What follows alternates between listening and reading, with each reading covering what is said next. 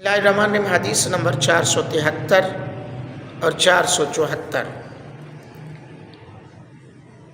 جمعۃ المبارک کے حوالے سے جمعہ کے دن ممبر پر خطبہ دیتے ہوئے دونوں ہاتھ بلند کرنا مکروہ ہے۔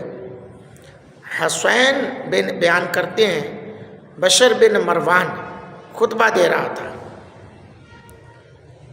حسین بیان کرتے ہیں کہ بشر بن مروان جو ہے وہ خطبہ دے رہا تھا، اس نے خطبے کے دوران دعا میں دونوں ہاتھ بلند کیے تو حضرت عمارہ رضی اللہ تعالیٰ عنہ نے فرمایا اللہ تعالیٰ ان دونوں چھوٹے نیچے ہاتھوں کو خراب کریں۔ میں نے نبی اکرم صلی اللہ علیہ وسلم کو دیکھا ہے کہ آپ صرف یہ کیا کرتے تھے، یعنی دوران خطبہ امام اپنے دونوں ہاتھ یا ایک ہاتھ بلند نہیں کر سکتا کیونکہ یہ خلاف سنت ہے، اور حضور علیہ السلام نے اس طرح کبھی نہیں کیا۔ آپ صلی اللہ علیہ وسلم دوران خطبہ اپنا دست اقدس زیادہ بلند نہیں کرتے تھے بلکہ شہادت کی انگلی سے اشارہ کرتے تھے۔ اللہ اکبر۔ یعنی دوران خطبہ مقتدی بھی اپنے ہاتھ اٹھا کر دعا نہیں کر سکتا کیونکہ یہ خلاف سنت ہے۔ جمعۃ المبارک کے اذان ثانی کا جواب بھی دل میں دیا جائے اور دعا بھی ہاتھ اٹھائے بغیر دل میں کی جائے۔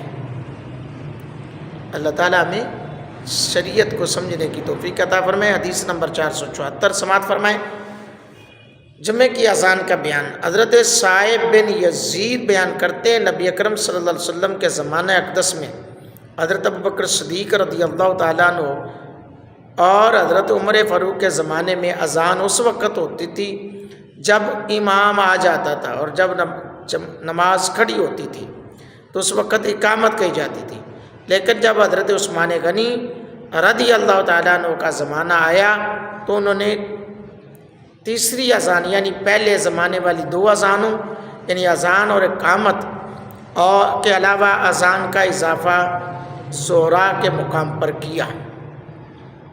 جی ہاں، یعنی پہلے ہوتا یہ تھا کہ اذان ہوتی پھر اس کے بعد اقامت ہوتی تھی، دوران اذان پہلی اذان ہوتی تھی۔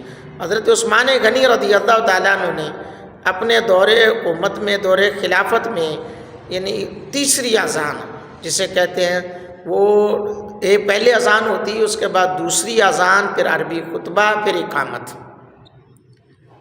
اللہ اکبر۔ دور رسالت، دور صدیقی، دور فاروقی میں جمعہ کی ایک اذان پڑھی جاتی تھی جس کے دو مقصد تھے، لوگوں کو نماز کی اطلاع دینا، حاضرین کو امام کی آمد سے مطلع کرنا۔ دور رسالت مآب صلی اللہ علیہ وسلم میں یہ اذان مسجد نبوی شریف کے دروازے یعنی چھت پر پڑھی جاتی تھی۔ حضرت عثمان غنی رضی اللہ تعالیٰ عنہ کا زمانہ آیا تو آپ نے ایک اذان کا اضافہ فرمایا، یہ اذان خطیب کے سامنے پڑھی جانے لگی۔ اس کا مقصد حاضرین کو نماز کے لیے تیار کرنا تھا۔ اللہ اکبر۔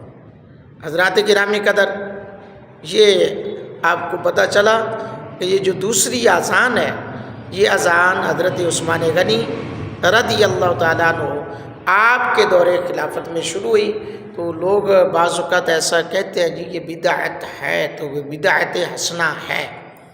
جی ہاں، یہ بدعت حسنہ ہے جس سے اسلام کو نقصان نہ پہنچتا ہو اور اسلام کا بلکہ اس سے فائدہ محسوس کیا جا رہا ہو تو وہ بدعت حسنہ ہوتی ہے، اور ایسی بدعت سے اس کو حرام کی طرف ہم نہیں لے جا سکتے۔